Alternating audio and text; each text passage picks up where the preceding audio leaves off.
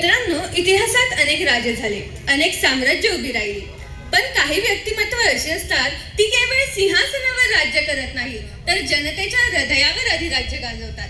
अहिल्यादेवी हे त्यातलं सर्वोच्च नाव आहे.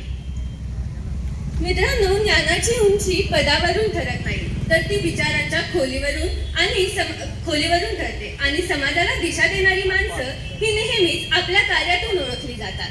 आजच्या या पुण्यश्लोक राजमाता अहिल्यादेवी होळकर यांच्या जयंती सोहळ्यासाठी उपस्थित असलेले, आपल्या उपस्थितीने शोभा आणणारे, समाज जीवनात उल्लेखनीय कार्य करणारे, आपल्या कर्तृत्वाने जनमानसात ज्यांनी वेगळे स्थान निर्माण केले, अशा सर्व आदरणीय मान्यवरांचे मी शब्दसुमनांनी स्वागत करत आहे.